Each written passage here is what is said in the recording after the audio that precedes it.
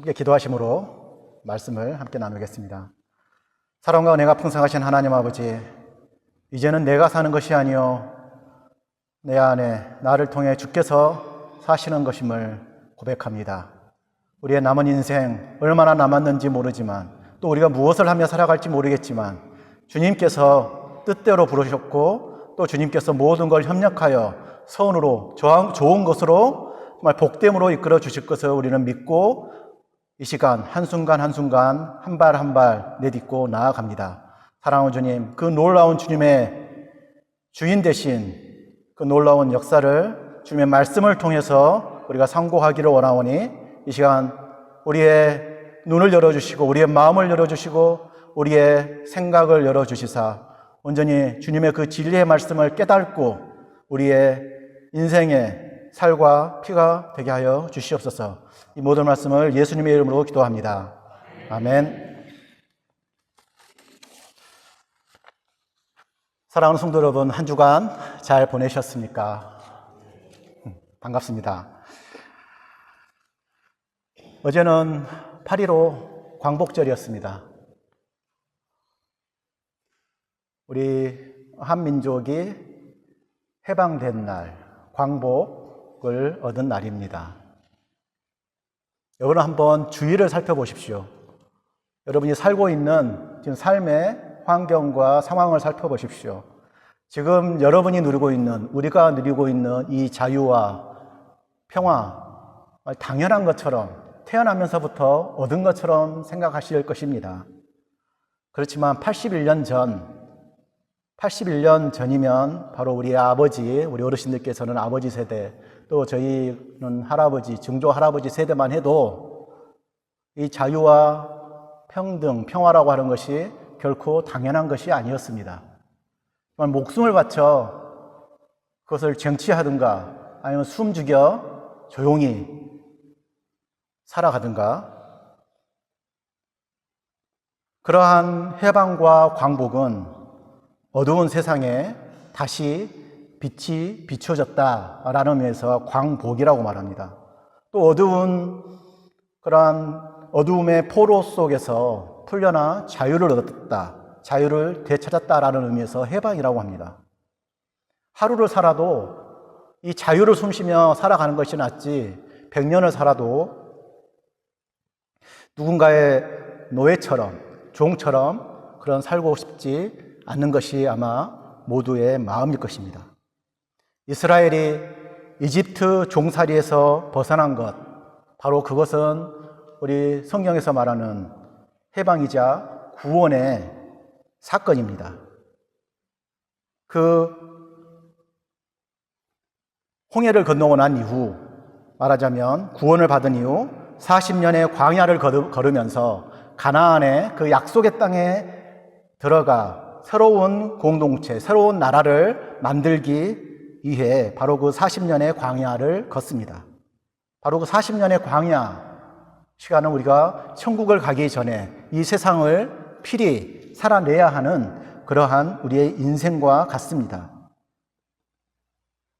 그런데 우리가 꼭 기억해야 할 것은, 그 하나님의 나라는, 우리가 갈 하나님의 나라는 우리가 아무것도 안 하고 혼자서 유아 독존 그렇게 사는 것이 아니라, 지금 우리가 교회에서 이렇게 살아가듯이 함께 살아가는 그러한 영원한 자유와 평화의 삶을 말합니다. 구원은 우리 각자가 개인이 받았지만 우리의 천국의 삶은 함께 더불어서 이루어 나가야 한다는 것입니다. 새로운 구원 공동체를 건설하기 위해서 이스라엘의 구원 백성이 함께 어떻게 살아갈 것인가 하는 그 규칙을 40년 광야 과정에서 시내산에서 받습니다. 바로 이 시점이 엄청 중요한데요. 홍해를 건넌 후, 말하자면 우리 그리스도로 말하면 세례를 받은 후, 구원을 받은 후, 바로 이스라엘 백성들은 시내산에서 계명을 받았다는 것입니다. 십계명은 모세 5경, 율법 전체는 해방과 자유를 얻은 백성들이 이제 함께 살아가기 위해서 최소한의 규칙을 말합니다. 모세 오경을 한마디로 말하면 무엇입니까? 하나님의 사랑과 이웃 사랑입니다. 바로 십계명이 그것을 잘 말해주고 있습니다. 제1계명에서 4계명까지는 구원받은 새 생명의 공동체의 일원들이 영적인 생명, 영적인 자유를 잃지 않고 하나님과의 관계를 잃지 않고 그것을 유지해서 다시 암흑의 노예로 떨어지지 않도록 하는 중요한 그러한 하나님과의 관계를 말합니다. 그 후반 5계명에서 10계명까지는 이웃과 더불어서 어떻게 그 생명의 공동체를 잘 유지 또 발전시켜 나가나 하는 것을 알려줍니다. 우리가 잘 알고 있는 것처럼 부모를 경경하라, 살인하지 말라, 도둑질하지 말라, 거짓말하지 마라, 남의 것을 탐하지 마라. 이게 지켜지지 않으면 아무리 구원받은 공동체라도 그게 유지가 되겠습니까? 여기서 놓치지 말아야 할 것은 먼저 구원이 있었고, 먼저 해방이 있었고, 먼저 우리에게 자유가 주어졌고, 그 다음에 그 생명과 자유를 지키고 유지하기 위해서 율법이 주어졌다는 것입니다. 율법을 먼저 받아서 그것을 지키면 구원을 받습니다 라고 하는 것은 율법주의입니다. 그리고 우리는 구원받은 후에는 우리는 구원받은 자유인이기 때문에 더 이상 율법이 필요 없습니다 라고 하는 것은 무율법주의입니다. 성경은 우리에게 율법주의와 무율법주의를 다 거부하라고 합니다. 시내산에서 받은 율법은 홍해를 건넌 후에, 즉 구원 이후에 주어집니다. 이 율법은 선한 율법으로 이집트 종살이의 그 악한 율법의 노예에 다시 떨어지지 않도록, 그런 공동체가 다시 해체되고 멸망하지 않도록 우리를 지켜주는 중요한 장치입니다.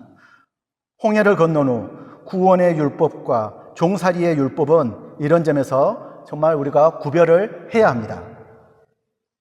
정말 구원의 율법이라고 하는 것은 우리가 받은 하나님으로부터 예수 그리스도를 통해서 정말 값없이 은혜로 받은 그 생명과 자유 그리고 평등을 지키고 또 발전시키는 그런 의미에서 선한 율법입니다.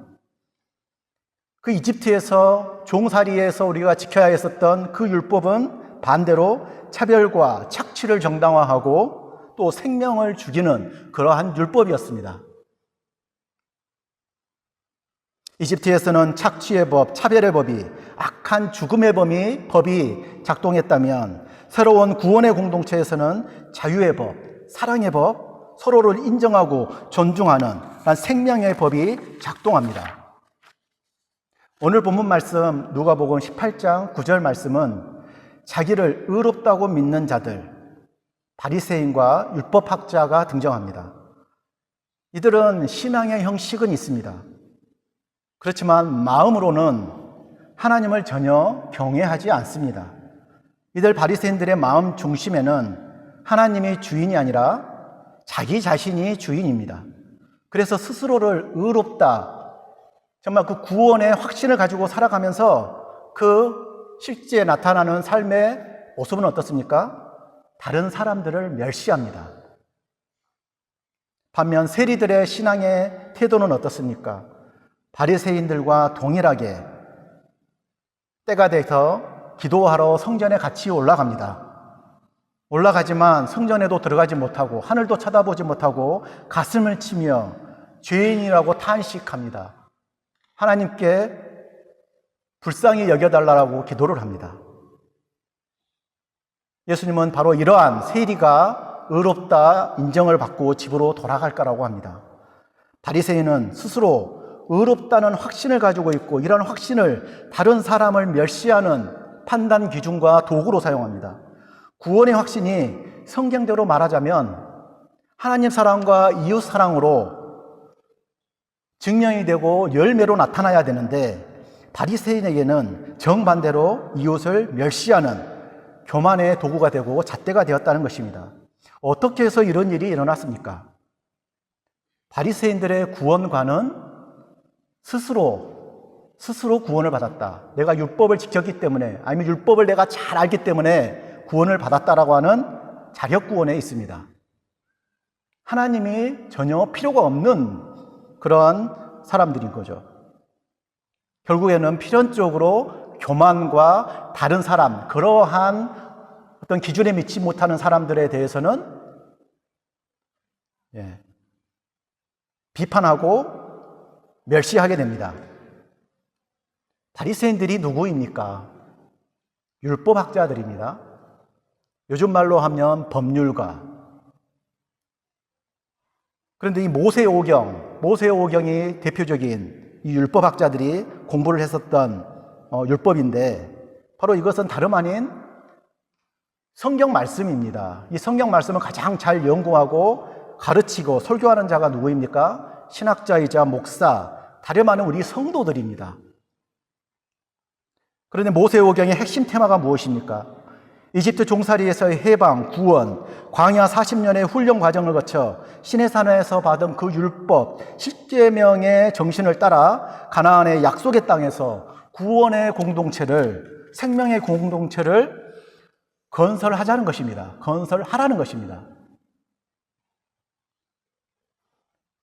구원받은 자는 누구입니까? 구원을 값없이 선물로 받았기 때문에 신분이나 인종이나 주인이나 종이나 그런 남녀노소 차이와 상관없이, 오늘 지금 말씀에 나오는 주인공들을 예로 들면 바리새인이나 세리인이나 상관없이 모두 구원을 받은 평등한 자유인입니다. 그런데 바리새인에게 있어서 율법은 스스로를 의롭다 여기고 스스로를 드러내는 교만의 수단이자 도구가 됩니다. 심지어 율법은 자신보다 못한 자를 멸시하는 그러한 폭력의 도구가 됩니다. 마치 다시 이집트의 주인과 노예의 그러한 악한 법으로 다시 돌아간 것입니다. 여기서 우리가 제대로 판단하기 위해서 정말 구원, 이 해방이라는 게 무엇인지 다시 한번 정확히 이해하고 우리가 알 필요가 있습니다. 에베소서 2장 8절 이하의 말씀을 제가 읽어드리겠습니다. 너희는 이 은혜에 의하여 믿음으로 말미암아 구원을 받았으니 이것은 너희에게서 난 것이 아니요 하나님의 선물이라. 행위에서 난 것이 아니니 이는 누구든지 자랑하지 못하게 함이라.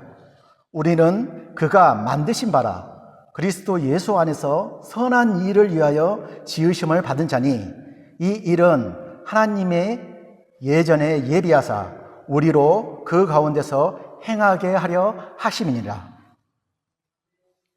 바리새인들이 자기를 의롭다고 믿고 다른 사람을 멸시하는 그러한 구원관과 구원의식과 에베소에서 말하는 구원관은 어떻습니까? 완전히 다릅니다. 성경이 말하는 구원은 은혜에 의하여 믿음으로 말미암아 구원받았으니 이것은 너희에게서 난 것이요 아니요 하나님의 선물이다. 마치 모르는 사람들에게 하나님이 차별 없이 햇볕을 비춰주시고 비를 내려주시듯이 그렇게 공평하게 주신다는 것입니다. 믿는 자에게 말씀입니다. 또 에베소서는 9장 9절 10절에서 후반절에서 모두에게 구원은 동일한 선물이라고 하면서 이것을 우리는 그가 만드신 피조물이다. 하나님의 자녀이기 때문에 그렇다라고 구원과 창조를 연결시킵니다. 예수 그리스도 안에서 그래서 선한 일을 예비하기 위해 우리를 부르셨다라고 결론을 맺습니다. 그 선한 일이 무엇일까요? 우리를 택하셨고 구원해 주셨고 또 우리를 창조해 주셨고 지으셨는데 정말 그렇게 모든 것을 예전에 예비해 주신 그렇게 하셨던 모든 일들은 무엇을 향하고 있습니까? 바로 그 사람들이 선한 일을 그리스도 예수 안에서 선한 일을 하도록 하기 위함이라는 것입니다. 동일한 구원을 받은 구원 공동체 일원의 생명을 보호하고 공동의 번영을 이루기 위해 주어진 율법을 지키는 바로 그 선한 일을 말합니다. 우리가 율법을 지키는 것은 마치 우리가 운전을 하다가 빨간 불일 때 쓰고 파란 불일 때 지나가는 그 교통 규칙을 지키는 것과 마찬가지입니다. 율법은 나쁜, 잘못 사용된 율법도 있지만 잘 사용된 선한 율법은 생명을 살립니다. 나의 생명을 지킬 뿐만 아니라 이웃의 생명을 살립니다. 이런 점에서 예수님은 율법의 사랑과 이웃사랑, 하나님 사랑과 이웃사랑이 율법의 완성이라고 말합니다. 이웃사랑의 가장 그 방도가 무엇입니까? 율법을 지키는 것입니다. 사랑하는 성도 여러분, 세리들과 같이 스스로로 죄인됨을 알아 하나님의 자비하심을 구하는 자는 그 구원이, 그 해방이, 값없이 받은 구원이 나에게만 있는 것이 아니라 다른 사람들에게도 동일하게 주어져 있다는 것을 압니다. 바로 그것이 예수 그리스도의 정말 공로라는 것을 잘 알고 있기 때문에 타인의 구원도 존중해 준다는 것입니다. 이렇게 올바른 신앙을 가진 자들은 자연스럽게 타인을 존중하고 사랑하면서 그것도 감사한 마음으로 그렇게 합니다. 왜냐하면 이웃의 얼굴에서 하나님의 형상을 볼 수 있기 때문에 그렇습니다. 왜냐하면 이웃에게서 하나님으로부터 받은 생명과 자유라는 그 숨겨진 보화를 발견할 수 있기 때문에 그렇습니다.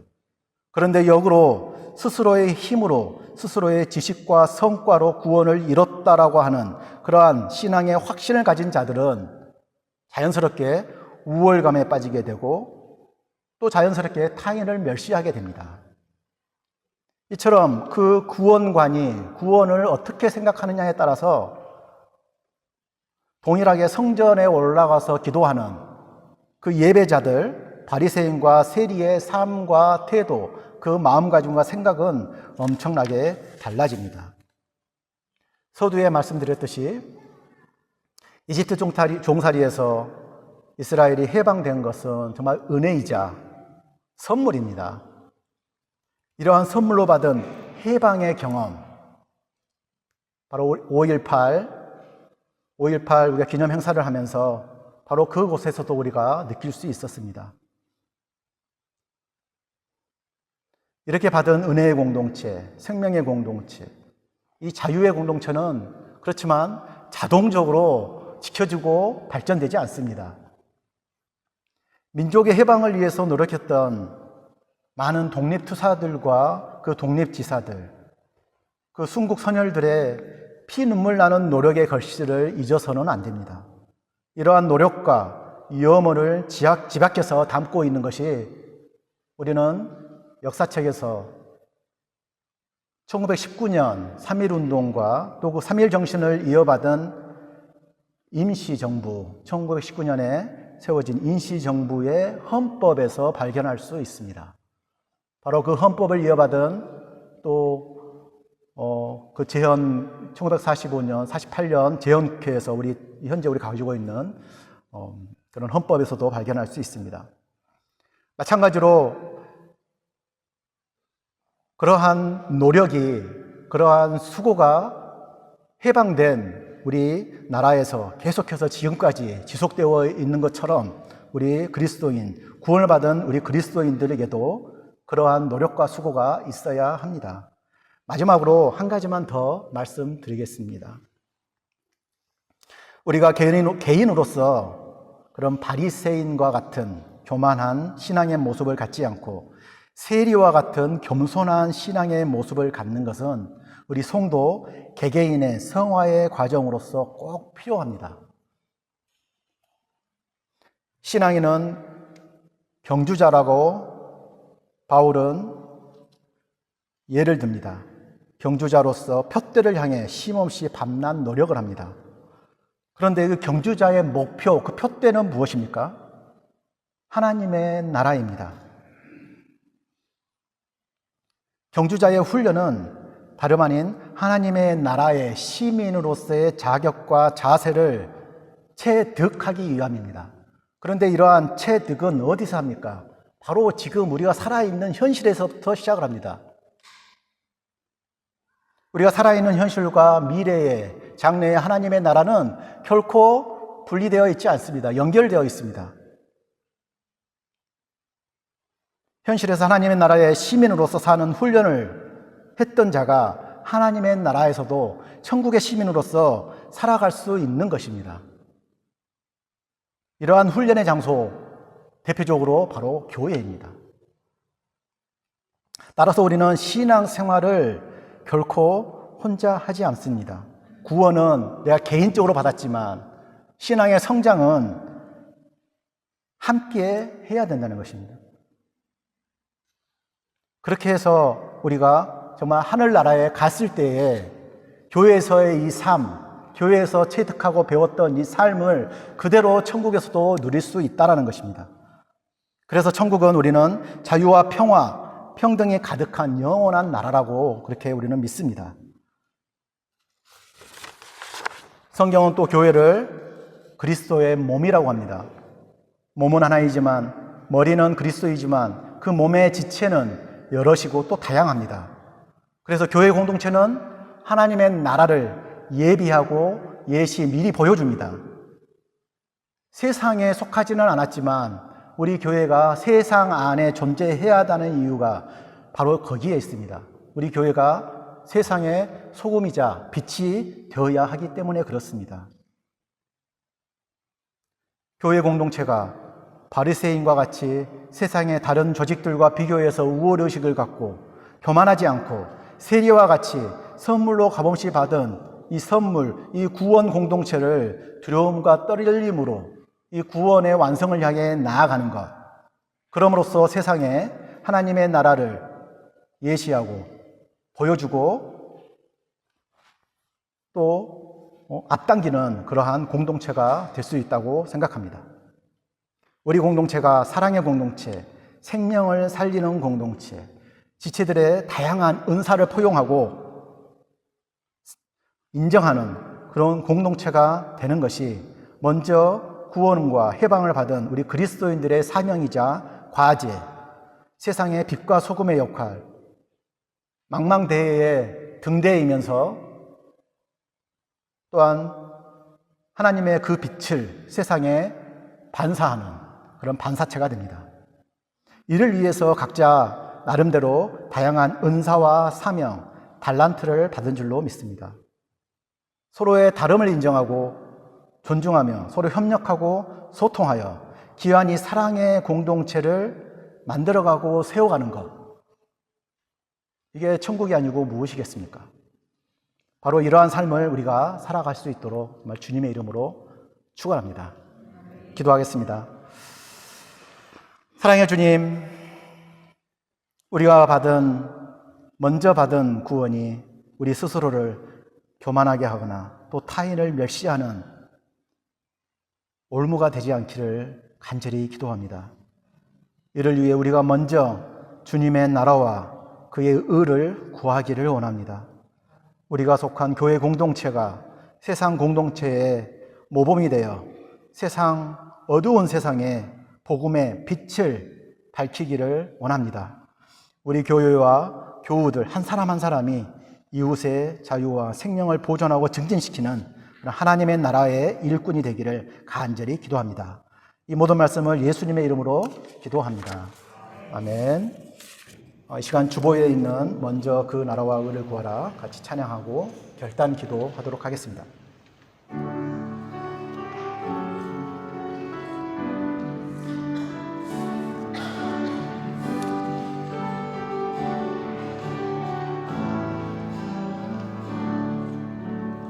먼저 그 나라와 의를